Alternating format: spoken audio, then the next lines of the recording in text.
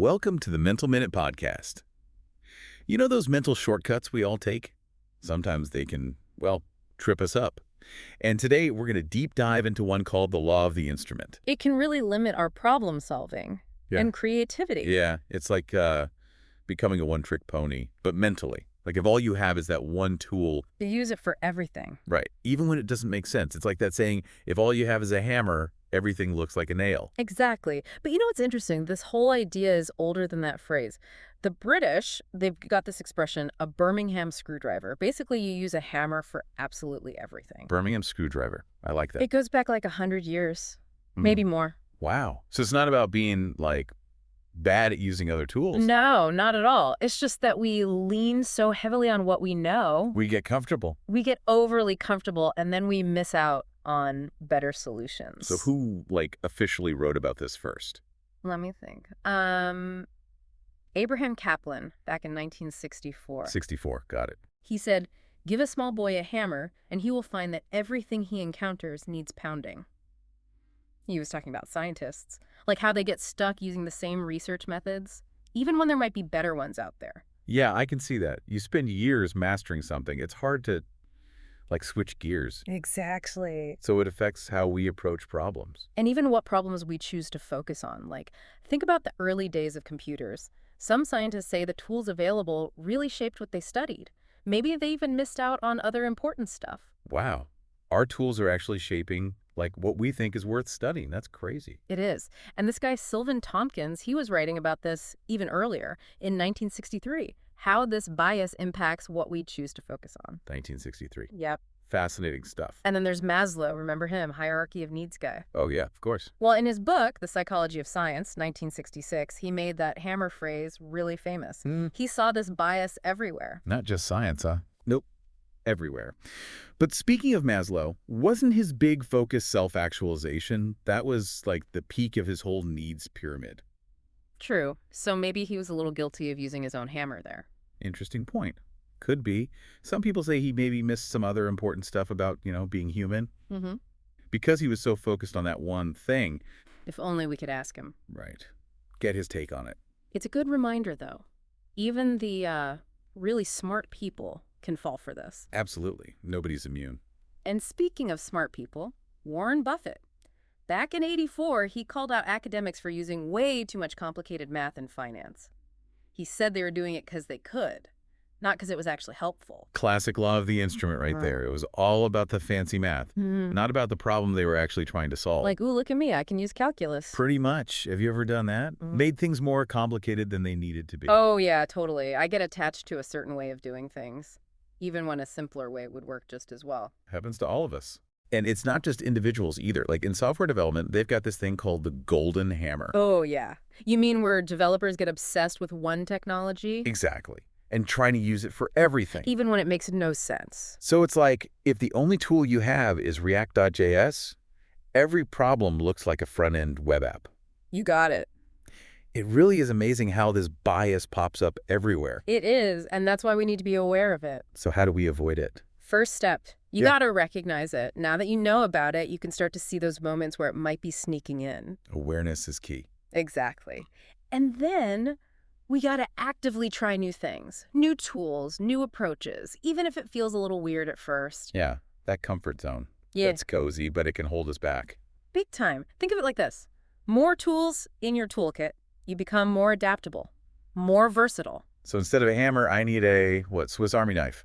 Perfect analogy. You're ready for anything. This is really making me think. So it's not about being afraid to use our strengths. It's about recognizing there are other options out there. And being open to them. And that can lead to better solutions in all areas of life. Absolutely. It's kind of wild how this law of the instrument thing. Yeah. It's not just about work stuff. Well, absolutely. It can pop up anywhere. Relationships, personal decisions. Totally. Think about someone who always avoids conflict. Oh, yeah. Their go-to move is just to step back. Avoidance. Yeah. They could be missing out on some really important stuff, deeper connections, real understanding. I know someone like that clams up whenever there's a disagreement. There you go. And then you've got the opposite, someone who's all logic all the time. Mr. Spock? Right. They might be ignoring their intuition. or their emotions, which are important too sometimes. So this bias, it can even mess with our emotional intelligence. It can, because we get stuck in these patterns. We think and behave the same way over and over. It's like wearing blinders, you know? You miss out on the bigger picture. This is making me think.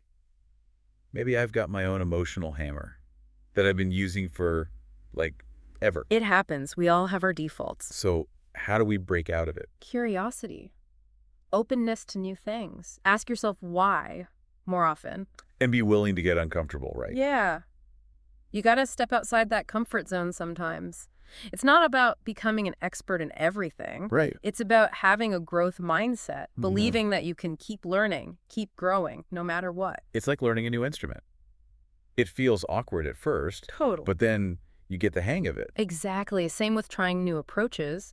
The more you practice, the easier it gets. You start to see more possibilities, not just hammers and nails. This reminds me of that golden hammer thing, the software developers Oh, yeah. getting stuck on one technology. Right. Let's say a developer really loves this one database, right? They might try to use it for every single project. Even if it's a terrible fit. Exactly. And then you end up with, inefficiencies, bugs, even projects failing. So it's not enough to just, like, learn new technologies. You got to know when to use each one. What's the right tool for this specific situation? Makes sense. It's about wisdom, choosing the best tool for the job. And that comes from experience, from trying new things, even messing up sometimes. Ooh, messing up. Do you think that fear of failure plays into this whole thing? I think so, yeah. If we're afraid to fail, we're going to stick with what's safe, the hammer that we know works, even if it's not the best way. So we got to be okay with making mistakes. We got to embrace them. Mistakes are how we learn. Think of them as feedback, not setbacks. Oh, okay. That's a good way to look at it. This also makes me think about, like, how we get our information. We tend to, gravitate towards stuff that already agrees with us. The echo chamber. Yeah. It's like we're building a wall of nails around ourselves. Exactly. We're only seeing the things that confirm what we already believe. So we got to be careful about that. Actively seek out different points of view. Yes. And challenge our own assumptions. Are we really being objective?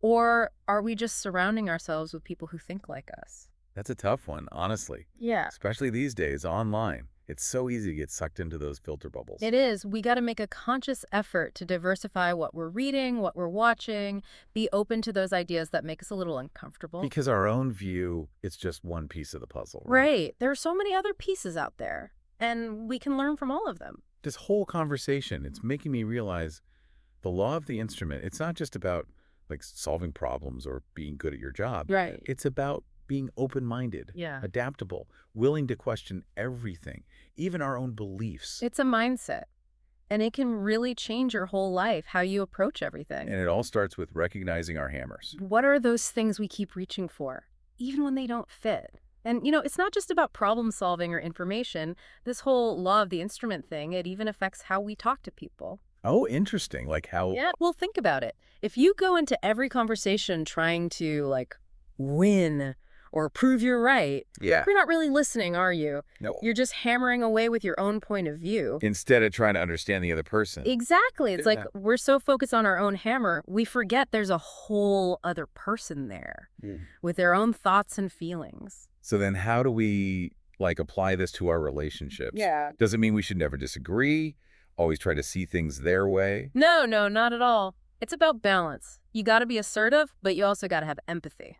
Sometimes you need the hammer. Sometimes you need something a little more delicate. Exactly. It's about knowing which tool to use, and that takes practice. Yeah. Like any skill, I guess. Exactly. But when you get good at it, you can really connect with people, build strong relationships. It makes sense. If you can communicate well, everything just flows better. Right. Understanding, shared purpose. It all comes from that connection. It's amazing how much this one little bias can affect, like, everything. It really is. But hey, now that we're aware of it, we can start doing things differently. So to wrap this all up, think about your own hammers, everyone.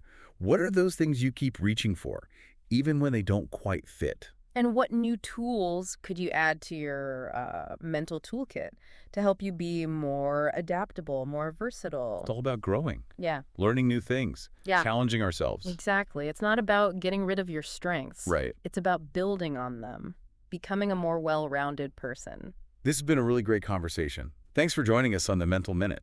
We'll catch you next time for another deep dive into the human mind.